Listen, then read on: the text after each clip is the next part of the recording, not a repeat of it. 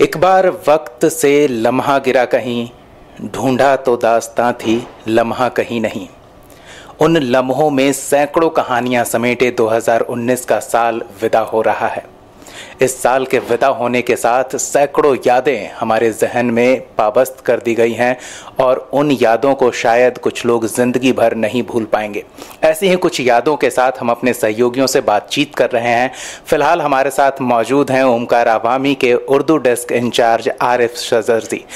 शजरजी, अगर 2019 की दो बड़ी ऐसी घटनाओं की हम बात करें जो दिमाग में ऐसी बैठ गई है कि वो ज़िंदगी भर शायद भूले न भूले, या फिर दो ऐसी बड़ी घटनाएं जिसने इस साल आपका ध्यान खींचा हो, तो वो कौन सी दो बड़ी घटनाएं होंगी? सबसे पहले तो मैं अपने देशवासियों को नए साल की मुबारकबाद देता हूं। वैसे तो 2019 में कई बड़ी घटनाएं हुई हैं, लेकिन अगर देखा जाए तो दो बड़ी घटनाएं जो काफ़ी मशहूर रही, काफ़ी चर्चित रही, और एक जो बड़ी घटनाएं जो थी हैदराबाद की सामूहिक बलात्कार, जो मेरे जहन को झंझोड़ डाला। वो घटना जब भी मुझे याद आता है मैं बेचैन हो जाता हूँ। ऐसी घटना जो कभी भूले से भी भुलाया नहीं जा सकता। ऐसी घटना जो एक चार लोगों ने एक डॉक्टर को, लेडी डॉक्टर को सामूहिक बलात्कार करके, बलात्कार ही नहीं किया बल्कि उसे बेरहमी के साथ मारा पीटा और बाद में पेट्रोल डाल के जला दिया।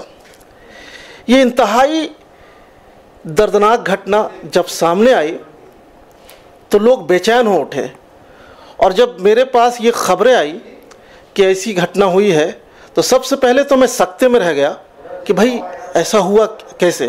चूँकि हैदराबाद एक ऐसी जगह है, एक ऐसी रियासत है जहाँ इतनी बड़ी घटना फ़िलहाल तो नहीं हुई है।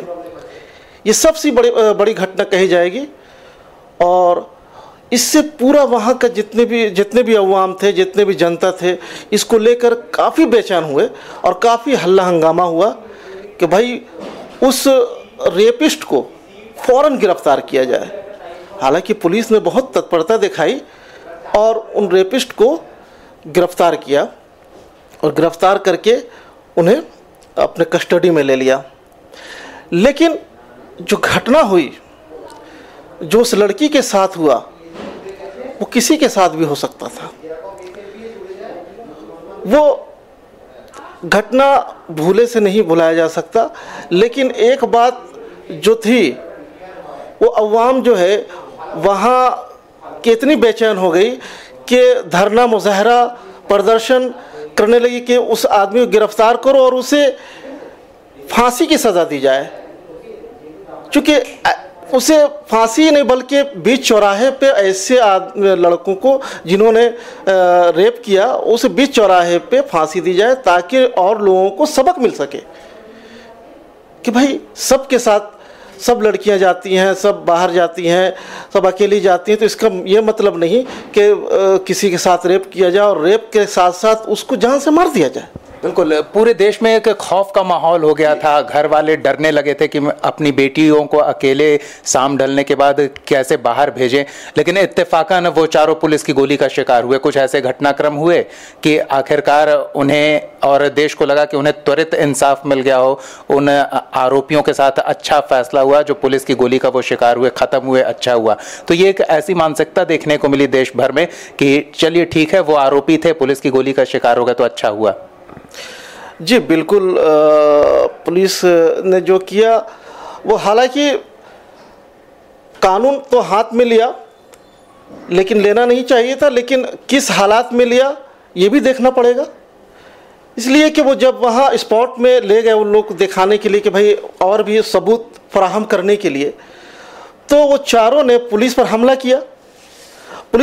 किया और पिस्तौल उनसे छीना। तो इस अवस्था में, इस हालात में पुलिस करती क्या? भागने लगे तो वो तो आरोपी थे, तो उसको मारना चाहा तो जहाँ लगना था वहाँ गोली नहीं लगी, लेकिन वो स्पॉट डेड हो गए वो लोग चारों के चारों।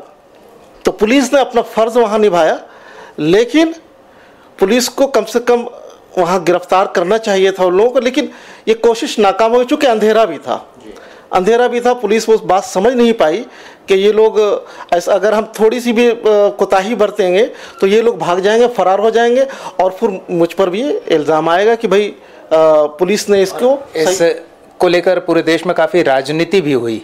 जी काफ़ी राजनीति हुई। तो राजनीति तो खैर अपनी जगह है, राजनीति चूँकि अपना वो लोग इस सियासत में जब भी कहीं रेप होता है, कहीं कुछ होता है, तो सियासत अपनी सियासत चमकाने के लिए इस तरह का करते हैं, तो उसको हमको लेना देना नहीं है। वो क्या है, सियासत अपनी जगह है, लेकिन जो मानवता है, मानवता को भी कहीं किनारे नहीं रखा जा सकता। सबके साथ, सबके बहू बेटी हैं, सबके घर पे लोग हैं, तो किसी के साथ भी कुछ हादसा हो सकता है। तो ये जज्बाती है, ये हुआ, लोगों ने खुशी का इजहार किया, एक तरह से बहुत अच्छा हुआ। मेरा अपना ख्याल है, मेरा अपना थॉट ये है कि ऐसे लोगों को बीच चौराहे पे गोली मार देना चाहिए, ताकि सारे लोगों के सामने, ताकि दूसरे भी इबरत इससे हासिल कर सकें। बिल्कुल, एक डर हो लोगों में, अगर वो ऐसा सोचे भी तो कहीं पुलिस की गोली का शिकार ना हो जाए। बहरहाल ये तो हैदराबाद की एक घटना थी, वाकई पूरा देश इससे हिल उठा था। और दूसरी घटना के बारे में अगर जिक्र करें तो इसको घटना ना कहा जाए, बल्कि ये एक ऐसा बिल था जो वो तलाक का मामला।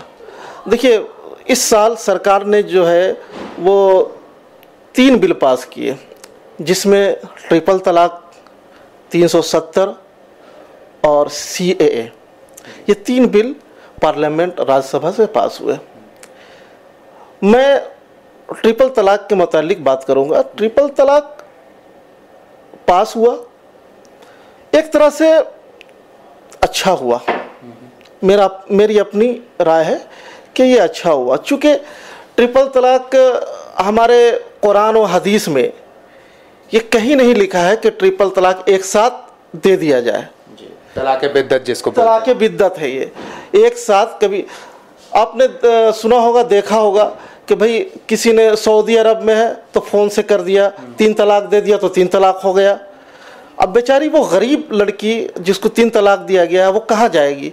बच्चे हैं उसके साथ, कौन क्या करेगा? वो दूसरा शादी कर लिया, तो फिर ये बिद्दत ही कहा जाएगा। 3 तलाक जो है वो बिद्दत था, और जो है ये पास हुआ, तो मेरा अपना ख्याल है कि सही हुआ है।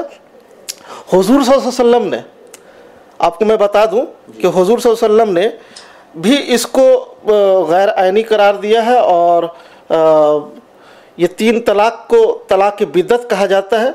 मैं आपको बता दूं कि ये बिद्दत यानी वो कार्य है या प्रक्रिया जिसे इस्लाम का मूल अंग समझकर सदियों से अपनाया जा रहा है। हालांकि कुरान और हदीस की रोशनी में यह कार्य या प्रक्रिया साबित नहीं होता है।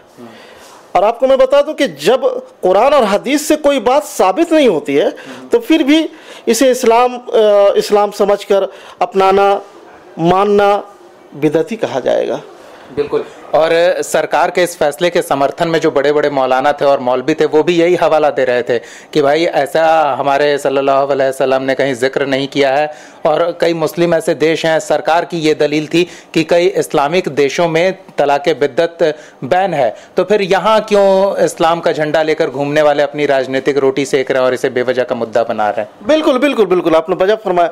ये समझिए कि वो एक सियासत है, सियासत चल रही थी इसमें। हालांकि नाकाम हुए इस सियासत में, लोगों ने, औरतों ने इसके समर्थन पे काफ़ी रोड पे निकले कि नहीं, ये ठीक हुआ, जो हुआ सही हुआ। आपको हम एक बात ये भी बता दें कि इस्लाम से पहले अरब में औरतों की दशा बहुत ख़राब थी। वे ग़ुलामों की तरह ख़रीदी बेची जाती थी। तलाक भी कई तरह के हुआ करते थे, जिसमें महिलाओं के अधिकार ना के बराबर थे। इस दयनीय स्थिति में पैगंबर हज़रत मोहम्मद सल्लल्लाहु अलैहि वसल्लम ने सब ख़त्म करा के तलाक के हसना बनाया। तो तलाक हसना तलाक का सबसे अच्छा तरीका माना गया है। यह 3 महीने के अंतराल में दिया जाता है। इसमें 3 बार तलाक बोला जाना ज़रूरी नहीं है। एक बार तलाक कहकर 3 महीने का इंतज़ार किया जाता है। 3 महीने के अंदर अगर मियाँ बीवी एक साथ नहीं आते हैं तो तलाक हो जाएगा। इस तरीके में महिला की गरिमा बनी रहती है और वो ना निभा पाने वाले शादी के बंधन से भी आज़ाद हो जाती है। तो सरकार ने जो किया इसी की बुनियाद पे किया। हुज़ूर सल्लल्लाहु अलैहि वसल्लम ने भी ये कहा कि एक साथ तलाक देना कहीं से भी ना कुरान में है ना हदीस में है, तो इसे तलाक की बिद्दत कहा जाएगा। बिल्कुल। और अभी जो कानूनन तौर पर लोग डाइवोर्स लेते हैं या जो तलाक लेते हैं उसमें भी कुछ इसी तरह की प्रक्रिया है। थोड़ा समय अंतराल देखते हैं कोर्ट वाले कि अगर बात बनी तो फिर से परिवार साथ रहे और फिर नहीं बात बनी तो अपने अलग रास्ते। हाँ, ये भी है कि वो एक रास्ता खोला गया है, एक रास्ता बनाया गया है कि भाई आप अगर एक बार 3 तलाक ना दे करके एक बार तलाक बोले तो वहाँ अगर कोर्ट में भी जाते हैं तो वहाँ एक फैसला होता है कि भाई एक बार 3 तलाक हुआ तो इसमें अगर दोनों मियाँ बीवी मिल जाते हैं तो वो 3 तलाक नहीं होगा। ये तो है। चलिए, तो ये 2 बड़ी महत्वपूर्ण घटनाएं हैं जो साल बीतने के बाद भी आपके जहन में रह गई कि हाँ, ये 2 घटनाएं आगे ज़िंदगी भर याद रहेगी, जिसके आप गवाह रहे हैं। जी शुक्रिया नवाजिश। बहुत बहुत धन्यवाद आरिफ सजर जी। और हम कुछ और लोगों से, अपने ऑफिस के सहयोगियों से बातचीत करेंगे और कुछ और घटनाओं के साथ आपके पास फिर लौटेंगे।